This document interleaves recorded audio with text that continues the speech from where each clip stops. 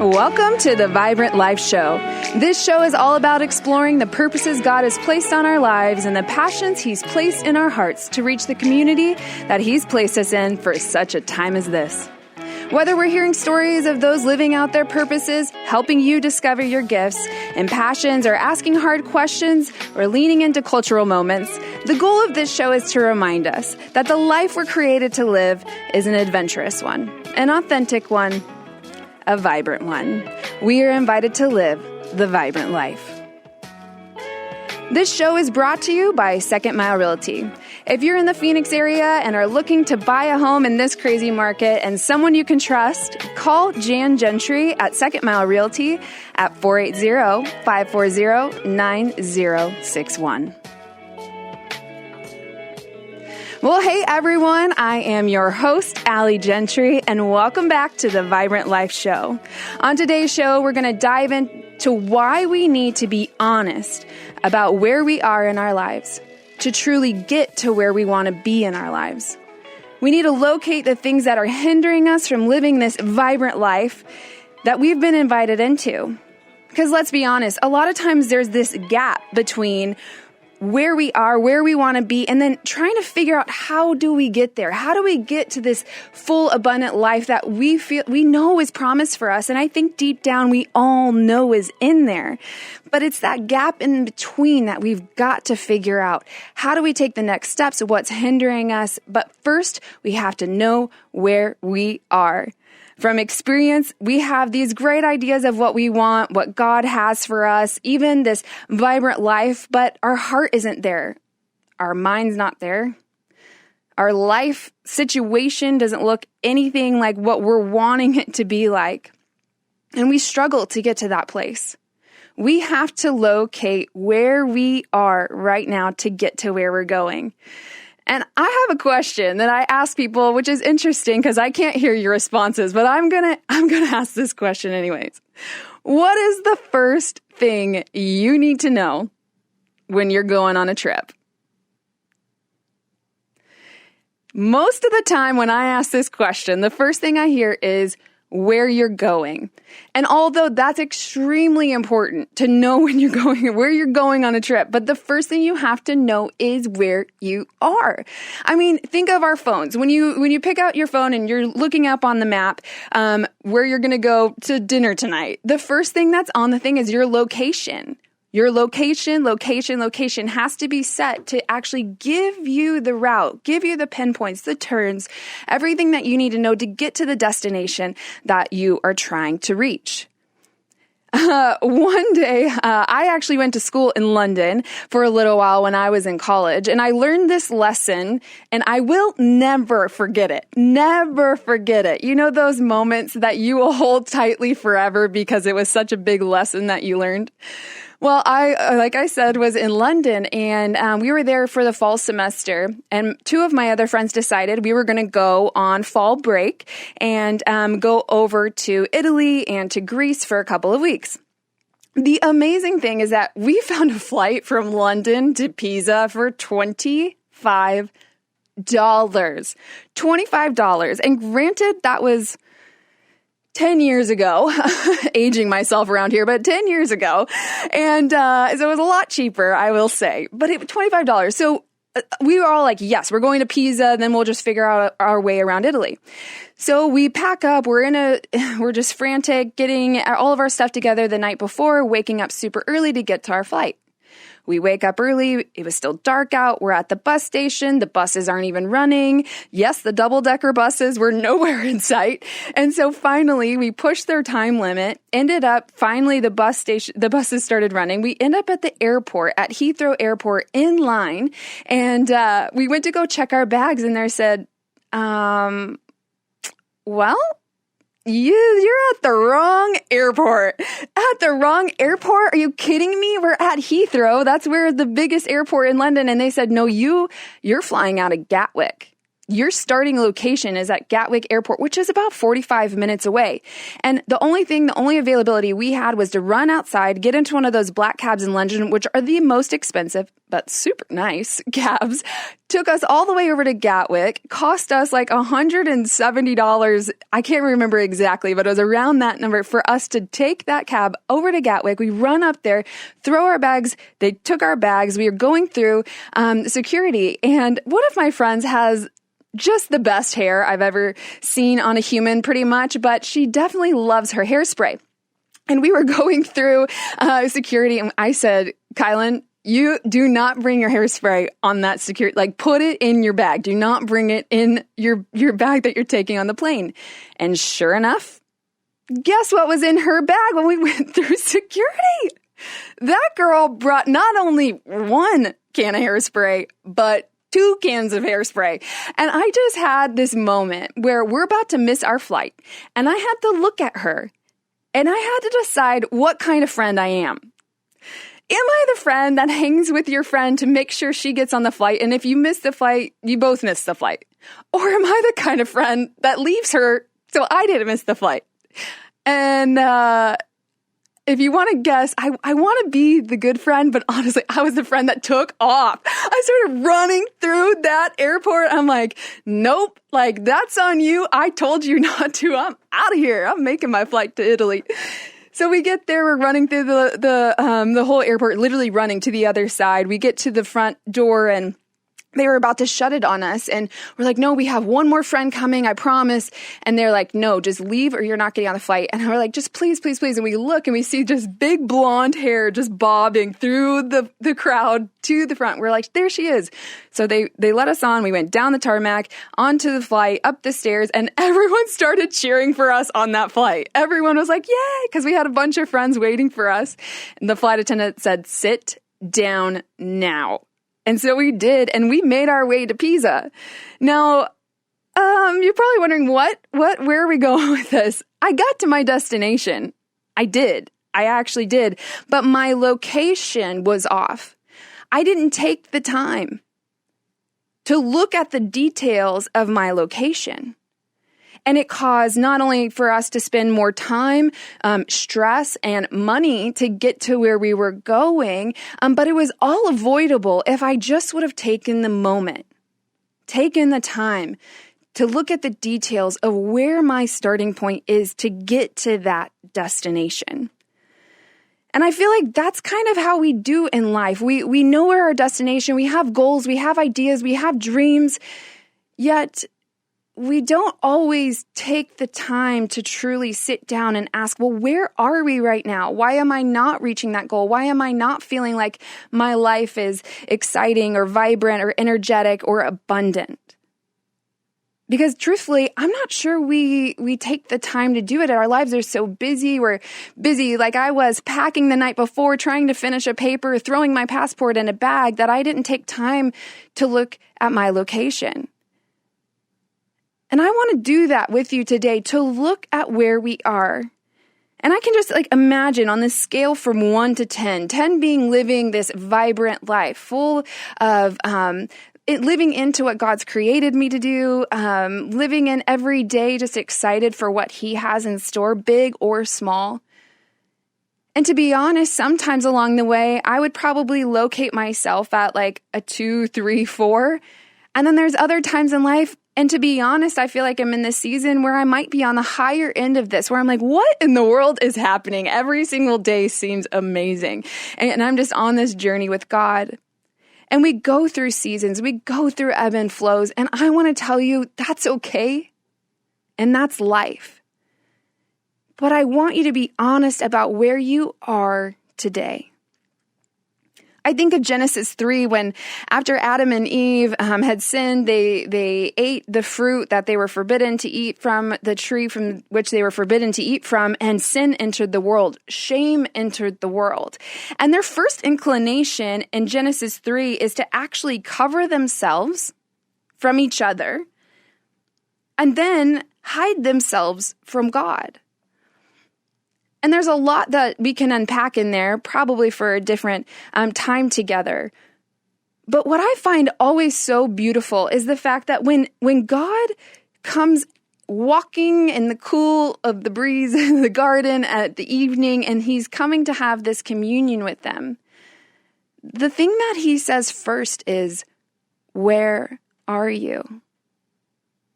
Where are you?" And sometimes we can read this and think like that really strict dad that's like, "Where are you?" Just yelling. Or what I love to hear this as, the more I've studied this, the more I've leaned into it, I really feel God's heart, and it's broken for them. He's sad that this happened, and he's going to his children and saying, "Where are you?" Of course, God knows everything, so he knew exactly where Adam and Eve were, which I find hilarious, because that shows me too, though, is that God is wanting to have this relationship with them where they step out, where they come out of hiding, where they say, "God, this is where I am." Even in the shame, even in the brokenness. I mean, they actually went from perfection. Like, take a moment and think about what it would be like to live in perfection and then that completely change. And it's your fault. Like, it's your fault. And I like to tell people the person that I will find in heaven and go hug her is Eve. Like, that poor girl. Man, she's getting blamed for everything. And it was her fault. But if it wasn't her, it would have been me. Can I get an amen? Okay. But what happened is God was asking them, "Where are you? Have a conversation with me. Have a relationship with me. I'm still right here." Even in the midst of everything that's happened, even when you feel like you're not enough or you're not worthy to be in the presence of God, God comes after them, and he's right there asking them, "Where are you?" So that they can start to have that conversation with him, that he can show them the way out of it, that he can show them that he still loves them. And he still loves you. He loves you. He has a plan for you. No matter where you find on that scale from 1 to 10 of the vibrant life, it's important we locate ourselves and be honest with God. And I think to be honest with each other. In the intro, it says, the vibrant life is an authentic life, because I have tried so often to create this life that is so full and achieve all these goals and go after success or whatever that might look like for so many people, to be a good parent, to be a good employee. And these things are so good. They really are a good thing. But what happens is that if we're not authentic about actually where we are on the inside, in our spiritual lives, and in our mental state, then we are just going to be faking it until you get to a place and you're still going to be just exactly on the inside where you were, even with or without that success. Before I came to Jesus, I was acting the part. I grew up in the church. I knew what it was supposed to look like, but deep down inside, I was hurting. I was in pain. I was full of regret, and I didn't know what to do with all of it.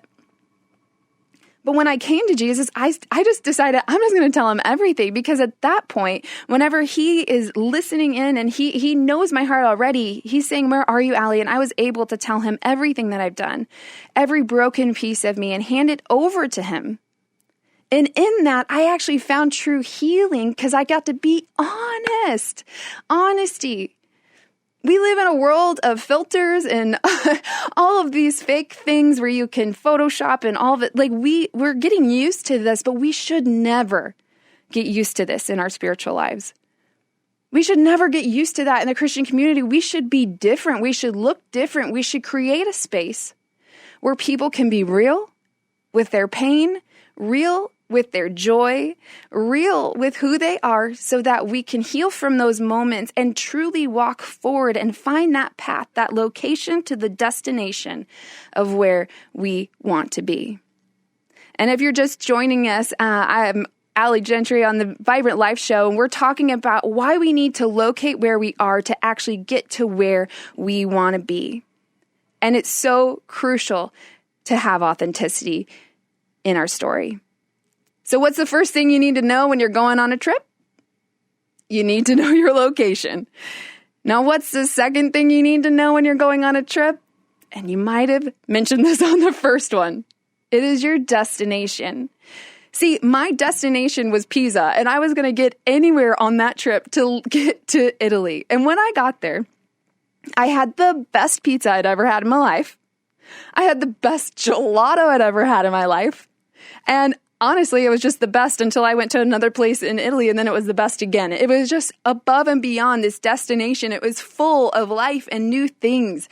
But I had to know where I was to get to that location or to that destination. And the Vibrant Life, honestly, these two shows, the first one and now this one, and if you missed the first one, you can always go back and listen in on that. But what it is laying this groundwork, a foundation, a location of where we are to get to where we're going in this show. What does it look like to live the vibrant life? What does it look like to live a life that Jesus promises us in John 10:10?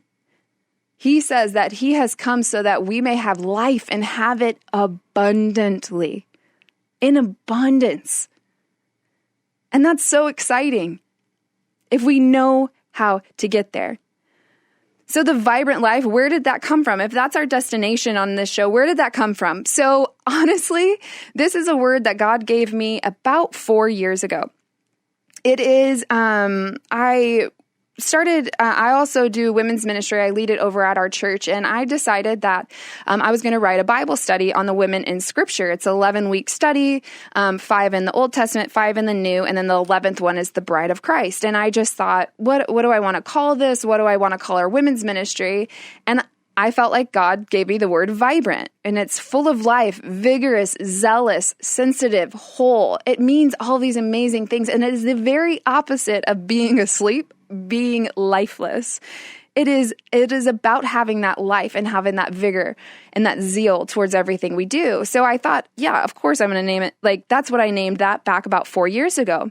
So when this whole thing came back around, it was interesting when I kept hearing the word vibrant. But I remember telling Mark here in the studio, he's like, well, why don't you use vibrant? I'm like, no, like I've already used that. That's, sometimes I'm like, that's cheesy. But you know what I found out? God likes cheesy. And that means that he likes the Packers, and I'm a Packer fan. So go Pack, go. We're all about the cheese around here. So God's like, no, this is the word. So I went away and it came to John 4. And John 4 is a story of the woman at the well, where Jesus goes out of his way to meet her. He goes out of his way to see her in the middle of the day. Now, she was a Samaritan woman, and obviously but Jesus was Jewish, and they did not, they didn't communicate at all, just in general, but for her to be a woman and for him to be a man, and then she has been divorced or had other husbands 5 times, and now he is a rabbi. It is absolutely unheard of and unprecedented for Jesus to go to the well where that woman would be in the middle of the day to meet with her. And she went there in her shame because she couldn't go in the cool of the morning or evening because of the people around her. She carried this shame. And Jesus said, hey, I know who you are. And I know what you've done, but I have more for you. Yeah, you've had 5 husbands and you're living with the one that you are with now. But guess what? I have something here at this well that will make you to where you're not looking for the things of this world the way that you are anymore, any longer. He located her, and then he gave her this destination, this promise of vibrancy, this promise of this living water that she will never have to thirst again. And she's like, where is this water? I want that, which is key. We need to want that. We need to want something more than where we are right now. And Jesus says, there's a day that we will worship in spirit and in truth. And I hope that this show is always about combining that fully of the spirit of grace and of love, but also of truth and of being honest and saying what the word speaks, no matter, even if it's hard to hear. And sometimes it's hard to hear. And I think some of us need to hear some hard things sometimes to kind of wake us up. But when I was reading that, it's that water, this wellspring of life that comes within us. That's the source. That's what awakens us.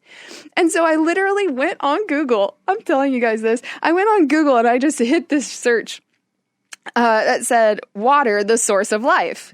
And I'm like, I don't know what I'm looking up. I'm just Googling random things. And on the first random page that I went to, it said, water is this vibrant life source.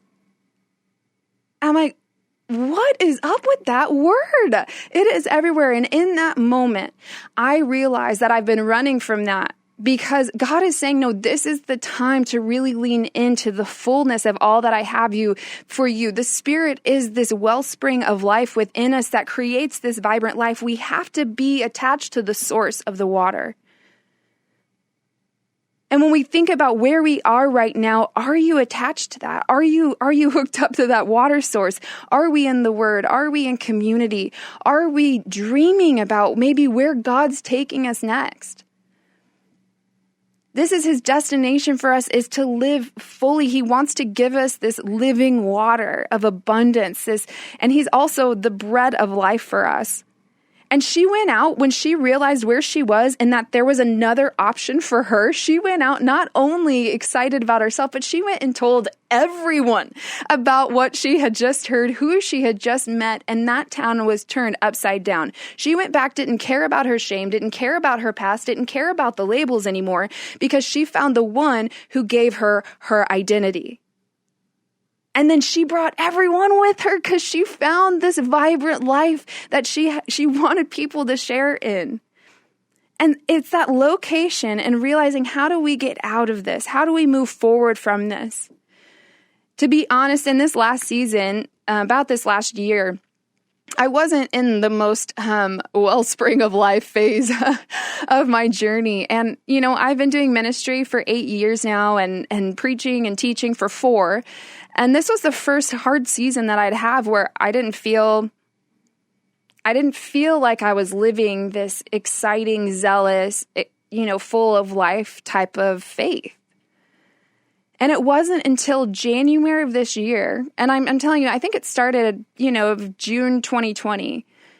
And it wasn't until January of 2021 that I actually voiced where I was. I actually remember the moment where I just said, God, I am grieving. I am upset. I'm not sure if I can trust you. Is this what really you have? I trust you in general, but do I trust you with this?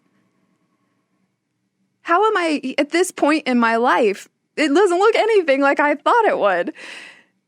Are you sure you have a plan for me? And I felt alone, and I had to voice that out, because remember, God is in the garden. God is in our lives saying, where are you? He wants to have this conversation of disappointment or of loss, or of saying, God, thank you for bringing me this far. A conversation of joy. But we have to locate ourselves. And after that, I was able to switch into this mode, switch into this excitement of saying, you know what, I'm not where I want to be yet, but I'm okay because I know who I'm doing this with now. I know where I am. I'm honest about it. And now I can seek the help from other people, from mentors, to get me out of the space that I'm in. And here I am 5-6 months later in a whole new season, in a whole new journey, because I finally decided to locate myself and take that time and then do the healing work it takes and really invite God and Jesus into my journey once again. Not that I had to figure it out and do it on my own. That's where I was. But he's like, no, you don't have to do this on your own. I want to come with you. I want to do this journey together. And he wants all of us. And he wants this journey. He wants to do it with us. And so I want to encourage you as we move into this show and people coming in who are living out what they were created to do and called to do and commissioned to go and be in their community. You have something in you too. And we are all on this journey, this scale from 1 to 10, somewhere in there that we need to locate ourselves, whether it's a 2 or a 9 or a 10. And thank God for the 10s, but also, thank God for those moments where we have to depend on him with everything we have. So where are you on this scale today? From 1 to 10 of this vibrant life. I would encourage you, take the time to talk to him, talk to God, speak it out loud, and then tell someone around you. And if you don't have someone in your life around you to tell, find me on one of the ways that you can contact me and tell me where you are, where you're hoping to go, and let me pray with you through it. See, without vision, it says that people will perish, but God has vision for you. He has hope for you. He has a dream for you, and He has a journey for you, and we get to be a part of it. There's a destination that is so great, and this is just exciting that we get to do this together. I'm with you in it. I'm for you in it, and I am praying for you in it. So what's the first thing you need to know when going on a trip? Where you are. So let's locate that today and remember that each day is an invitation to live the vibrant life.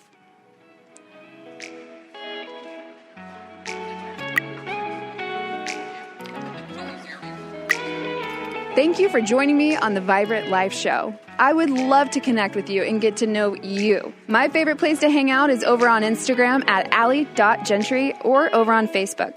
You can also go to my website, aligentry.com. That's ALIGENTRY.com. Sign up for my newsletter to stay up to date and get links to the show on all platforms after we air, the show's YouTube channel, and really just all the things. I'm so honored to get to hang out with you today. My heart is that you remember that each day is an invitation to live the vibrant life.